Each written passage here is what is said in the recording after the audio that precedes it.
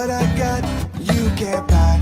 It resides between my eyes. Walked through the fire, came out better on the other side. See, life's like a beach if you find the same. And right now, I'm feeling like 100 grand.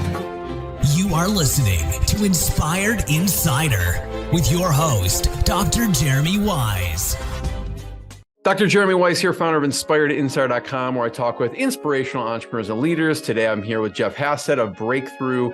And before I formally introduce you, Jeff, I always like to point out other episodes people should check out of the podcast. And a couple, since this is kind of the part of the agency series, I had Jason Swank, who I had on. He built his company up to over 8 figures and sold it. And then they're acquiring companies. So he talks about how he evaluates them.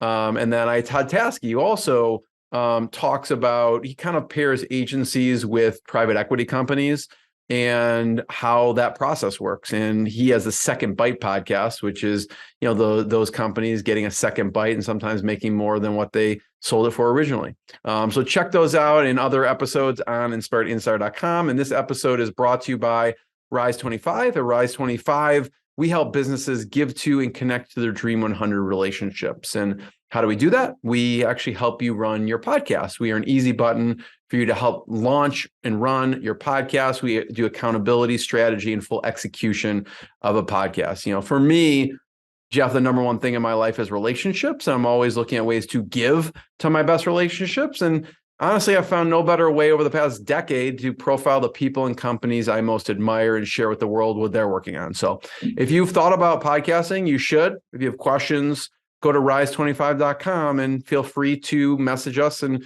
happy to answer any questions. So I'm excited. We have Jeff Hastedt today. He's the managing director and co-founder.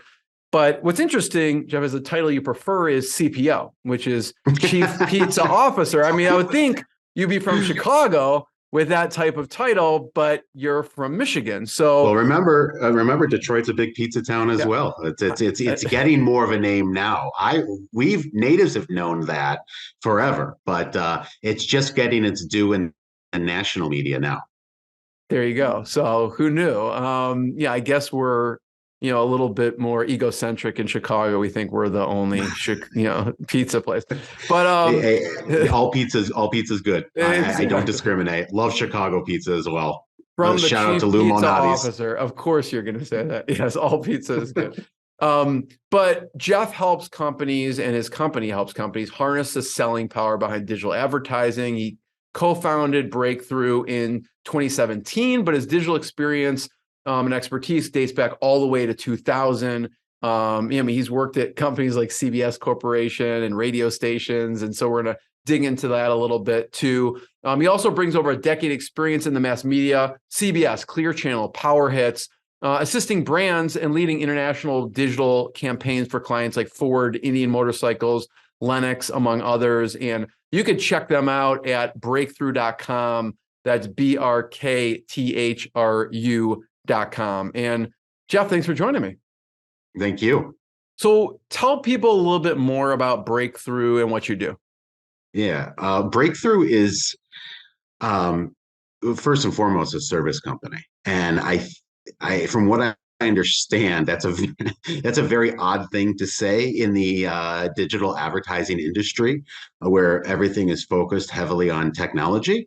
But the reason why we are a service company in the ad tech world is because that is what the market has told me over the past, really my whole career, but heavily over the past 8 to 10 years. When a let's say an advertising agency or a brand themselves is trying to traverse their way through any type of digital advertising, whether it be search ads, display ads, programmatic advertising, they have a lot of questions, and they don't want to just wait for a help desk to maybe get back to them with the wrong answer in 3 days. They want to talk to someone today. They want to text someone today. And frankly, they have another job to do, which is run their business. And so we handle the media execution for them, for brands of agencies and also brands direct that need that assistance. and broke through that noise by offering that, and also offering it with no minimums. A lot of times, in order to have a service like we offer, companies feel that there needs to be a minimum spend in order for them to make it worth it for us, and we don't believe in that. We don't do business that way. We believe that every dollar counts and every advertiser counts, and we start with yes. You know, if when I was looking through your website, you go against the grain in the industry in a lot of respects. And you just mentioned one of them, which is if you're listening to the audio, you can watch the video too. But you can see here any size campaign, last minute needs, fixed budgets, unique audiences, tough challenges. Yes, right? You start with yes, and not everyone be like that way. Last minute needs, no, like we need to plan, right? You have a budget, we only do a certain type of client that has over a certain budget. So talk about some of the way you thought about structuring your company because of these things, because it goes against the grain. So so a lot of it does come from my industry, working in the industry and my experience and hearing from clients what their needs are. So part of it is that, but a good portion of it is that. But really what I thought about was I don't want to do business with anyone, whether it's a doctor or a dentist or a pizza place or a plumber that just tells me no and doesn't offer me any other solutions. I would never want to do business with somebody like that. And so when the digital advertising industry, especially the ones that focus on programmatic service, were giving clients all these rules. They're saying, in order to work with us, here's our list of rules. Do you fit into our parameters? Who wants to give money to a company that doesn't really want to do business with them? And what are some of the common rules that you see in the industry that you go? The minimums are one of the most popular ones. We need, someone will say we need $10,000 a month in order to do it, and so a lot of times it's not just $10,000. It might be, and then in order to you hit the first minimum. Now there's a second one. There's a line item minimum. You need to spend at least $5,000 per line item. So that means you can only use a total of two. That doesn't make any sense for your typical advertiser, especially those who are in regional businesses. They might be a small business. Those types of things I can understand maybe for the Fortune 100 company, but for everyone else out there, they need to test the waters. They need to see what you can do, and they need to just trust you. Why should anyone give us money if they don't trust us? And so that's why we focus so heavily on that. The other one is, and you have it showing up on your screen on our website where it says we're yes people and we say yes. I just can't get over how many times I've heard our now clients will tell us, well, everyone else has told us no. And I'm like, yeah, well, we're not. We're telling you yes. Or in my ad sales career, I would go around and say, yeah, sure, I can do that. And they were just so shocked to hear the word yes.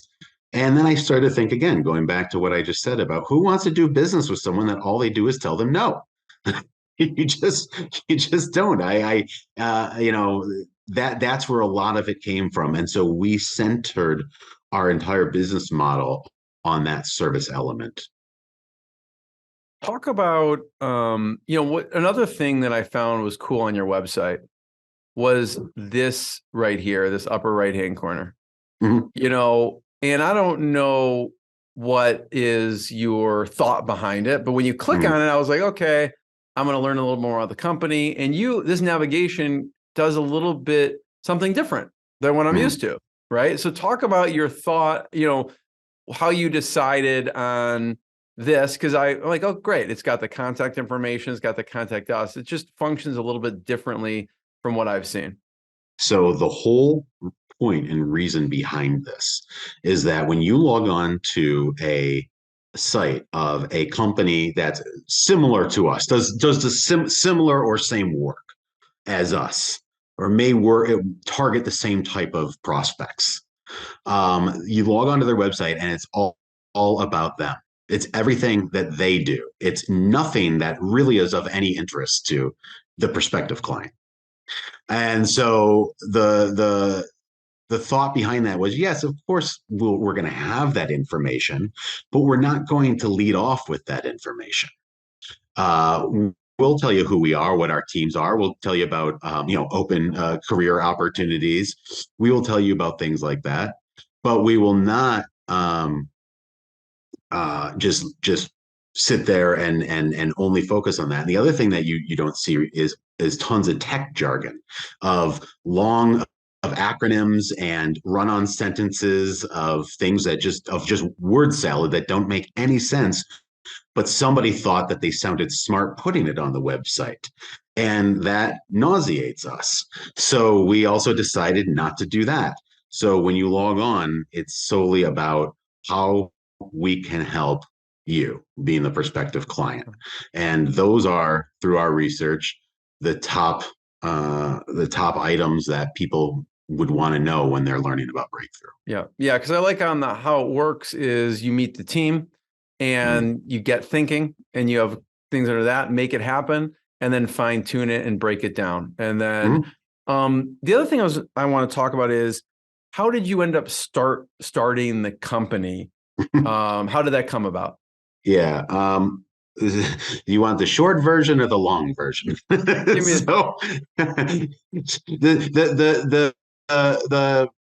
going to combine. The saying I have, Jeff, is there's no such thing as long copy, just boring copy. So if it's a good story, you can be as long as you want. So, well, here's the thing. So Andrew and I, my good friend, also co-founder of Breakthrough, he and I were colleagues at a previous organization, and we always shared a love for starting a business. I had attempted to start other businesses before. It didn't really pan out the way I wanted it to. Like what?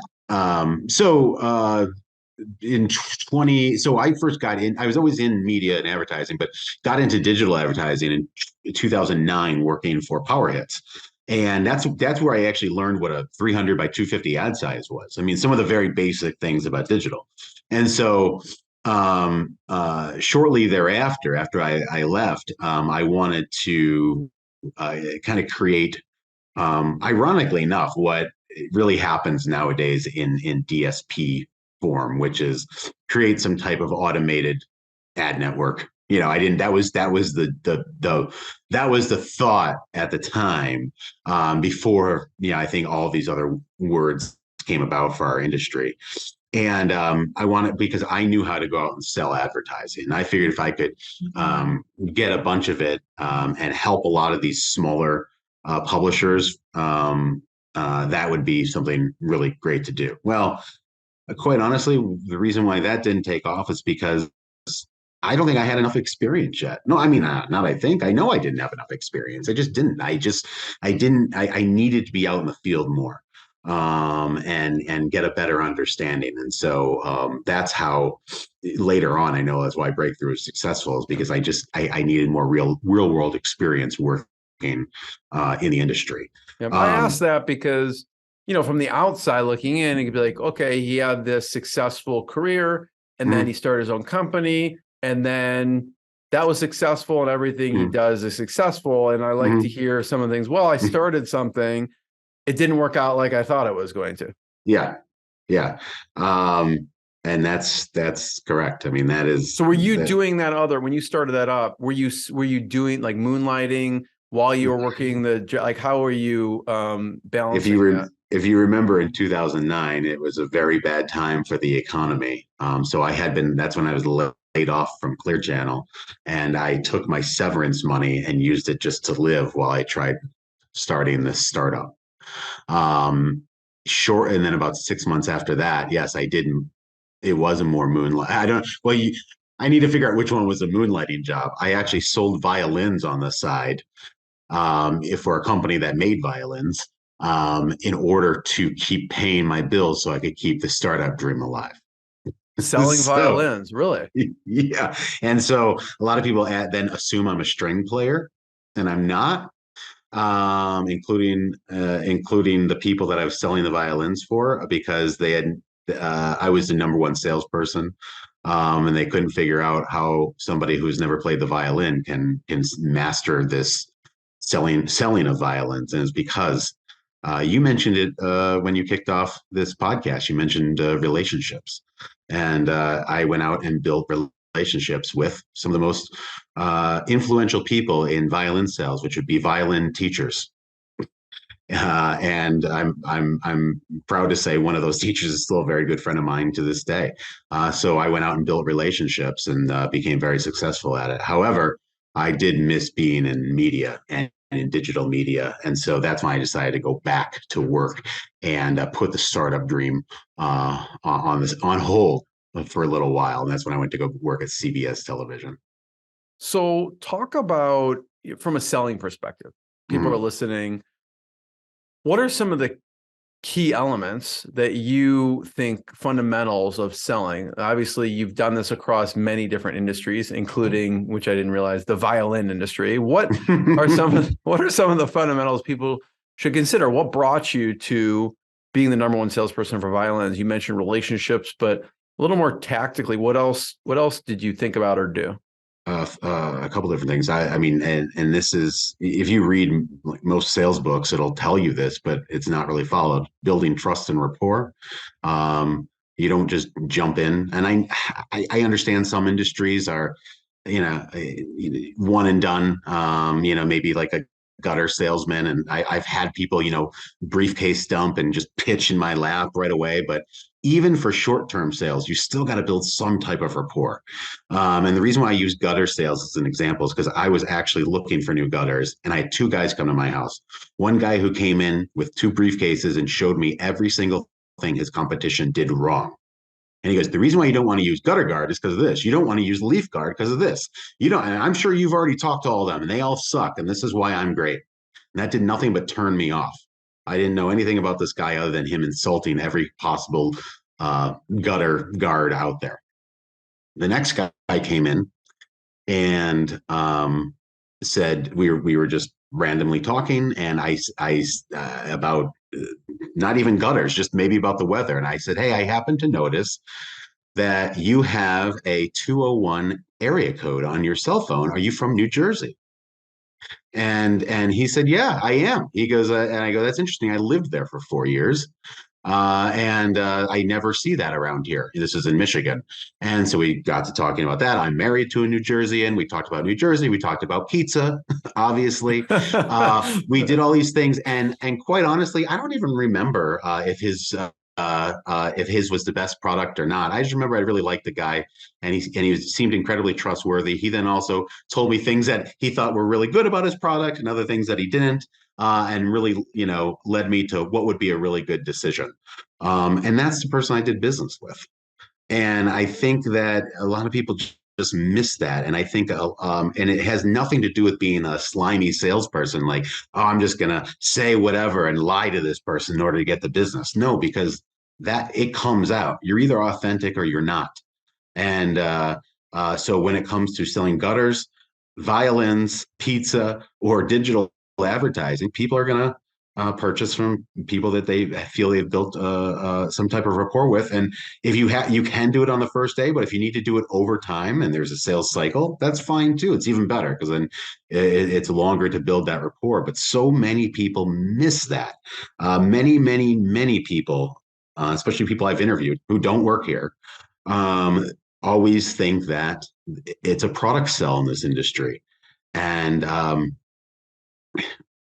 I mean, it's not. Yeah, we have 8 figures worth of reasons as to why it's not. None of those sales were done by doing a product pitch. Why? Because we don't have a product. I don't own a product. Breakthrough does not own a product. Our IP is our people. Our IP is building relationships, building trust and rapport. And if our clients don't trust us, we're dead. So I can't instill that enough. You see that obviously I'm sitting in a hotel room right now because we're in the middle of Breakthrough You, which is our training that we've created to teach the breakthrough way, and a lot of it includes this. It's interpersonal human interaction, which is really interesting considering what we've lived through for the past few years, where so much stuff is done on Zoom. I mean, I mentioned we're a remote company. We've always been remote, but that human element is so important. um, I, I'm sure there'll be lots of people that disagree with it, but you know, I it works. It works for us, and that's why it's so important in the sales process. Yeah, I mean, we do business with people we like and we trust, Hmm. and Correct. so we'll go back to how you started, Hmm. because you had the first. I just had to have you explain the first go around, and we'll go to the second go around, which is breakthrough. But talk briefly about Breakthrough You and what you Yeah. do when the offsite. Yeah, for sure. So, Breakthrough You is our is always it's ironically enough, it has been used as um, a term that I from the beginning, because I always thought, all right, well, when we were brand new, it was just Andrew and I, and then we brought on an account manager, and we would be on every email, talking to anybody, whether it was a vendor, a technology provider, a client. We were on every email, and I remember thinking, as we grow, when we added a fourth person and a fifth person, we're going to have some type of glossary or training, or we need to break through you. It just rolled off my tongue. So it was kind of born then in 2017. It has turned into basically an online and offline training program for our staff. And most people that attend, and we don't do it for the whole company at once. We do it broken up, but it's a week long training session. And um, a lot of people, I think, feel that they're going to come and learn a lot of product knowledge. And is a time and a place to learn about the product, whether it's via sales training for account managers or media traders to go through product training. Absolutely.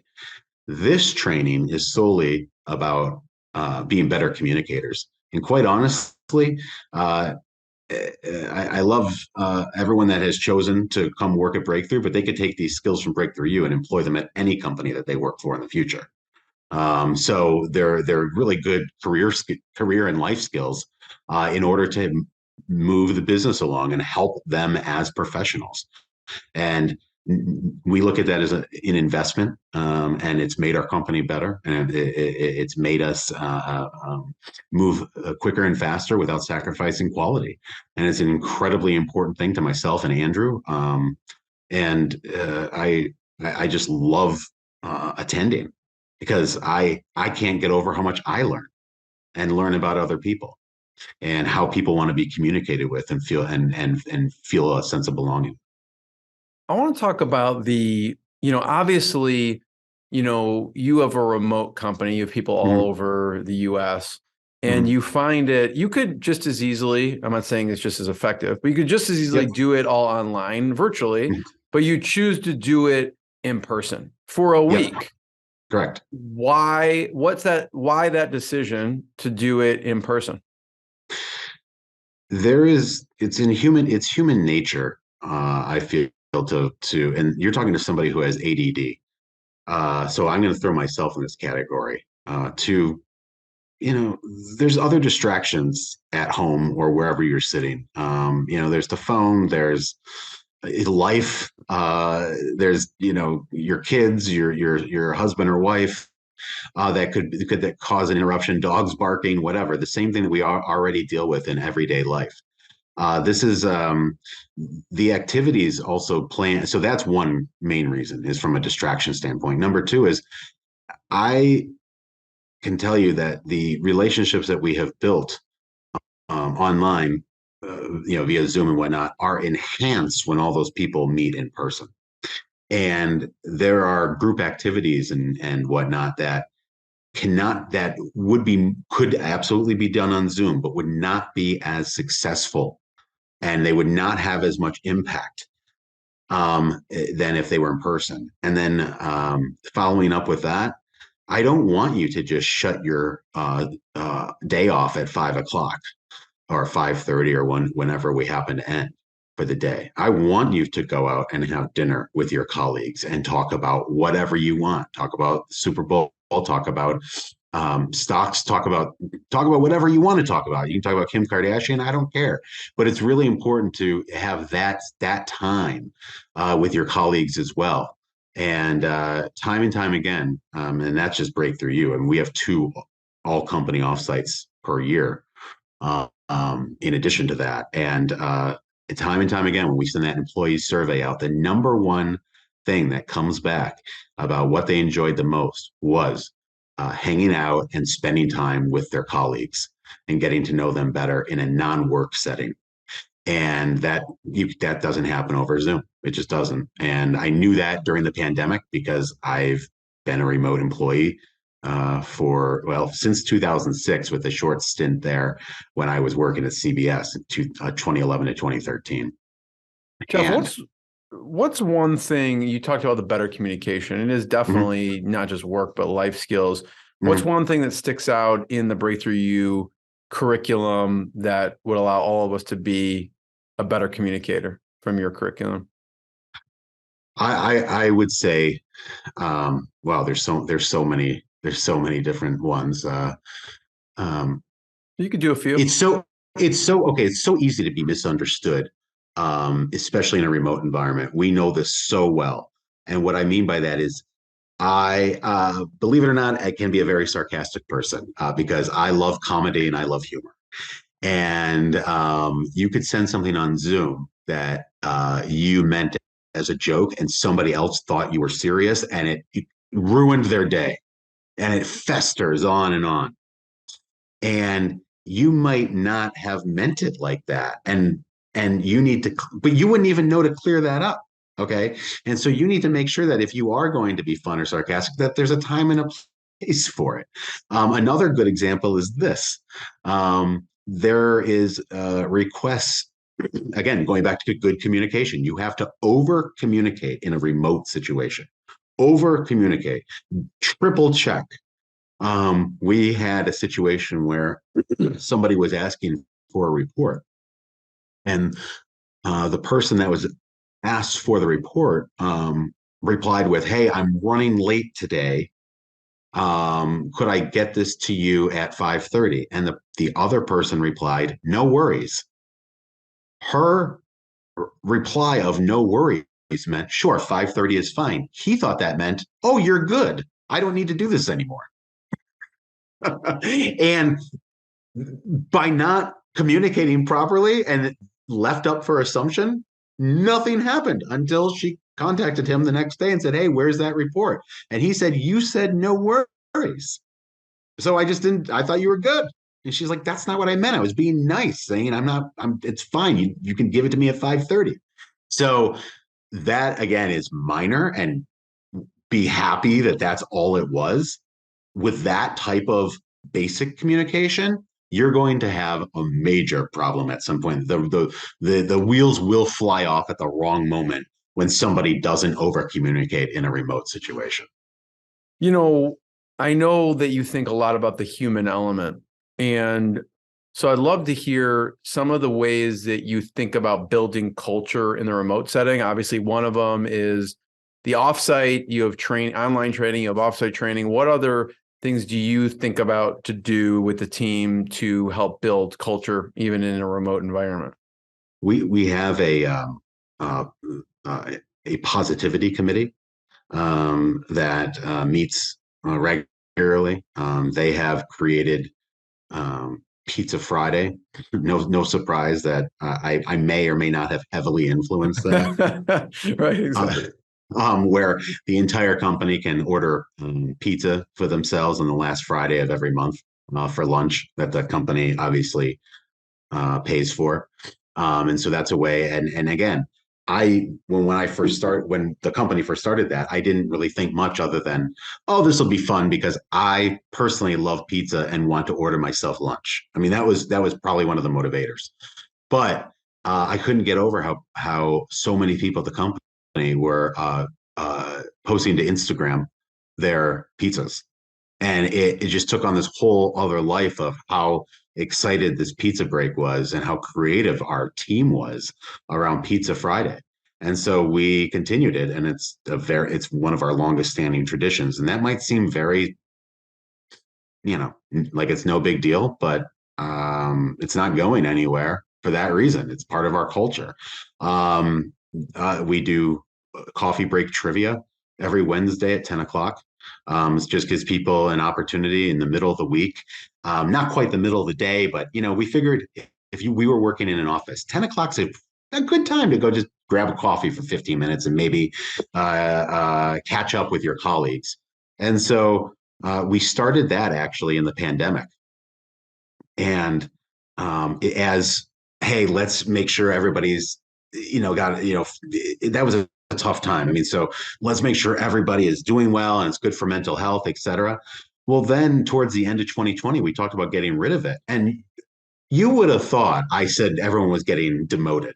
I mean, that was the level of outrage of why would you get rid of coffee break trivia? And the answer was, oh, it was a pandemic era thing. You really want to continue it? So that also is going strong and not going anywhere. And you think like, wait a minute, so you're saying ordering pizza and having trivia for 15 minutes on a Wednesday solves all your culture problems? Well, you're like, pizza solves all problems. That's it solves almost all problems. But don't try and reinvent the wheel. Just be a human and figure out what things people like to do. That's building a good culture. What's the format for the trivia? Is it just like an open Zoom room, and how do you run that? Yep. So it's an open Zoom room. And it's also one of the only times that I get to see many employees at once every week. So I host trivia most weeks. Today I didn't because I'm here at the training. So we have fill-ins, or if I happen to be traveling at the time, or we'll have a fill-in host, which is always fun too, because they do it their own way. But yes, it's an open Zoom room for anyone at the company to jump in. And we keep it pretty light. I have 5 planned questions. I don't always get through them. I usually end up, something happens to where we then I do impromptu trivia questions. My personal favorites usually center around music. I love music trivia. I've always been into all different types of music, so it's fun to see that engagement. We have a very musical staff as well, as I found out through trivia. I also focus a lot on geography. It's my other favorite topic. But we do sports questions, we do pop culture questions, we do science and math questions, because those have actually been requested by the staff that we should ask more of those. So it's pretty open-ended, and it goes from 10 till roughly 10:15. I try not to keep anyone later, but sometimes it'll go a few minutes later. And then we answer the questions in the Zoom chat. So you can't yell them out. That would be impossible to keep track. But we answer them in the Zoom track, and one of the members of the positivity committee tallies up the answers, and somebody wins a gift card every week. I love it. I love it. Jeff, I want to talk about the evolution of the staff growth, which kind of goes back to starting the company. So It starts with you and Andrew, right? And what was the initial idea for the company? Is it the same as it is now? Pretty much. The mission is still the same. And the mission is where we want to be the preeminent service company in digital media, and also that we started with no minimums, and that was such a motivation for us, because it felt like we were the only ones in this class of media services that offered that. But that's still one of the top reasons. I put in the top 3 reasons why, when we pick up a new client, why they said they wanted to work with us, was because of no minimum. So it's such a huge reason. Obviously, other platforms have gotten incredibly popular in the past 6 years, such as streaming television, CTV and OTT, which used to be a very small portion of our business. Now it's a large portion. SEM, which has been around the longest, was a very small portion of our business. It has now become a sizable portion of our business, not by design, but by client demand, for all the reasons that I just mentioned. And so really what it is we focus more on, again, going back to the service and what the client needs are. That is where the market has directed us. I'm also going to answer the question the way that I normally answer, which is, we said then, when it was Andrew and I, in 2017, that we were going to let the market decide how big we were going to get. We knew there was a market, but we didn't go, oh, we want to be $25 billion company and get this thing public or sell it or whatever. That wasn't the intention. The intention was done because the clients we were working with were getting so many no's, and we were hearing that from so many different places we were prospecting, that I did not want to be part of the no club. I wanted to be part of the yes club. And the only way to be part of the yes club was to create a company ourselves. And so we knew that was the direction we would go, and we would let the market tell us where that is. Well, I can tell you 6 years later, we still haven't scratched the surface, and that is even being eight figures and growing. And same with if you told me then that it would be me, him, and 5 other people that ended up working here in 6 years, that's what you would have. I would have been perfectly fine with that. Well, at 165 employees, I am not surprised, but that is, I would have thought that type of growth would have taken longer to get to. But I have to say that that's not just because of what Andrew and I have done. We assembled an amazing early team, an amazing early management team of incredibly smart people who also were willing to take that risk working with a startup and grow with us. And that is who we have the vision. Andrew and I do, but our management team is amazing at executing that vision and understanding the breakthrough way. And what size, Jeff, are you thinking we need to have a management team? So Jonathan Mellinger is my chief operating officer, and in early 2019, and I've known him, and he was working at a different startup at the time, and was then looking around, and we had a conversation. He was just like, "Hey, I'm kind of going to be back out in the market, looking at the right opportunity." And I can tell you right then that I couldn't afford a chief operating officer, and I really didn't know how that was going to work. So that was not even 2 years into. That was a year and a half into the existence of the company. This was winter 20. You were like, he's talented. The time he's available, I'm just going to make the plunge. Correct. That's absolutely correct. And I think for whatever reason right now, for those that are watching on video, I am apparently, it looks like I'm having a seizure, but I'm not. There is a way to stop this. I'm just going to do that and then watch this.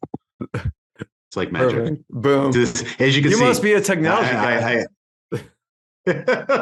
Yeah, that's where I limit myself. So I might have to keep doing it, but we'll just it's probably hotel Wi-Fi. I think it's probably it absolutely. I absolutely am blaming it on hotel Wi-Fi.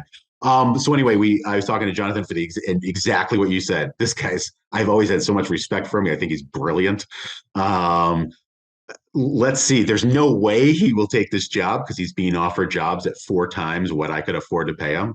And I called him and told him, and I said, I would love if you could make something happen with us. I'd love to have you on my team. However, this is probably the most I can come up with to pay you. He goes, that works for me. I'm in. And I go, you've got to be absolutely kidding me. And he goes, no, I want to work with a startup. I don't want to go work at a large agency or a large company. He already was a successful startup founder and had a very successful exit as well. And he goes, no, let's do this. And so it started then. And that's when we did start looking at then. I was the de facto sales leader. Andrew was the de facto media leader, just by being the co-founders. So now we finally had somebody who was going to help us head up operations and really head up everything.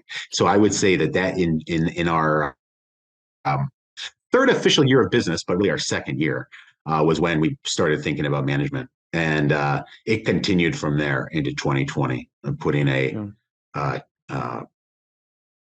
that's when we started putting people with VP titles in media, client services, sales, and then growing from there. So that that's an interesting question, because I always think about how exactly did that happen, but it was more about we had some really key people at the right time that are not even the right time sometimes. I mean, you seize the right. opportunity. True.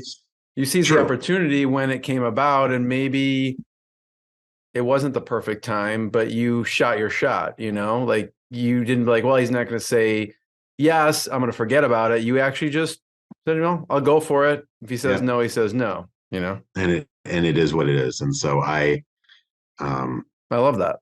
We're very lucky in that regard that we have some amazing leaders.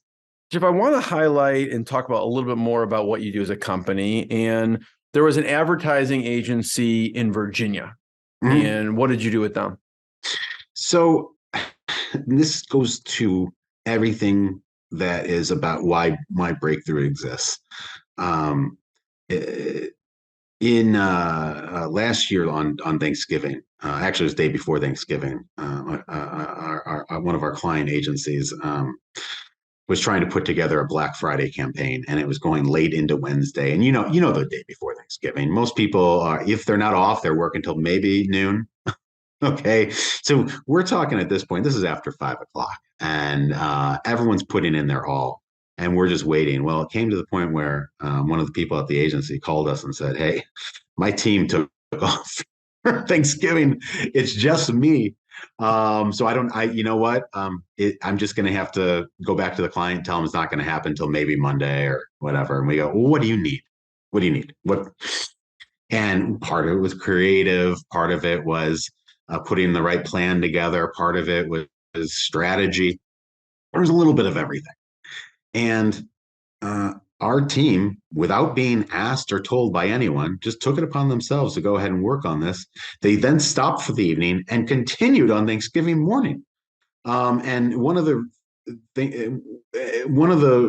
reasons that was given to me was, well, not much really goes on Thanksgiving morning. I mean, you could be watching the Thanksgiving Day parade, but it's not like it was turkey time. It wasn't during football, so it was fine. Now, I found this out by getting a text at about 4:00 on that Thursday afternoon on Thanksgiving, going, "Hey, this is what happened. These are the people that were involved, and they got it done. We have that campaign ready to launch at midnight tonight for Black Friday." And I'm thinking, first of all, again, I wasn't surprised. Our team knows the breakthrough way. We have to jump in, and sometimes we jump in when everyone else jumps out at the most inopportune times. Who wants to be working during their time off, on their day off, even if it is for a couple of hours? I don't want my people to do that or anything, but they saw the pain one of our trusted partners was in, and the money that they were going to lose by not launching it on time, and said, "You know what? We can get done what should have already been done. We can get it done for you and do it." And they did. And the kind of dividends that service like that pays is hard to quantify. I know that there's probably been times that we've maybe have received business or whatever that maybe we wouldn't have if we didn't go the extra mile like that. And that type of dedication to our partners, I view, and I've viewed through my entire career, as just part of my job. And I think a lot of other people look at that as a huge pain, but they look very short term. They don't look long term. We are a long-term goal company. And I was just so incredibly proud of my staff that they felt that they wanted to take that on. That might have been the one time that I would have been okay with them waiting until Monday. But they didn't. They didn't feel okay about it. They were like, no, it was festering in my head, and I wasn't doing anything, so I wanted to take care of it. I'm thinking, all right, and that's part of our culture too. And there was another agency in Michigan that you helped. A similar story. This is somebody who was left high and dry by a previous partner because they just decided that they weren't spending enough money with them anymore. And they basically said, unless you spend, it was something outrageous, I don't know, $100,000 per month with us moving forward, you're done. We're cutting you off. And we had chatted with this firm before, and they were very happy with whoever they were working with. And out of the blue, they called us and said, I'm in a huge emergency. And I don't know if we were their first call or not, but the issue was my campaign is being turned off because I'm no longer a valued customer of this other firm. And can you somehow take over? And you can probably imagine that wasn't just some random Tuesday afternoon. That was on New Year's Eve. And because it was, if you're not going to continue, it's basically an end of year thing. And can you somehow continue this? And again, it was one of those things where it's like, of course we can. We're going to figure this out. And I'm hearing about this after the fact too, about, well, it's okay. We can do this after the holiday. It was that other firm that left them high and dry. We can absolutely take over and take this business. But no, they were fine. The team was fired up and wanted to be a hero. And I think that's awesome. And they were incredibly appreciative. Not that we just got it up, but that we wanted to work with them. That's what I thought. That's what was most striking to me. They were like, wow, thank you so much for accepting our business. And I'm thinking, what the hell is going on out there? Why is this person thanking me for taking their business? It's supposed to be the other way around. And there's a lot more stories out there like that. And I intend to uncover them all because it's pretty wild.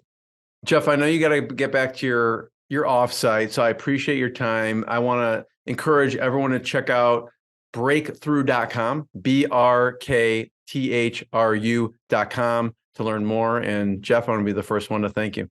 Thanks so much. What I got, you can't buy. It resides between my eyes. Walked through the fire, came out better on the other side. See, life's like a beach if you find the sand. And right now, I feel like $100 grand.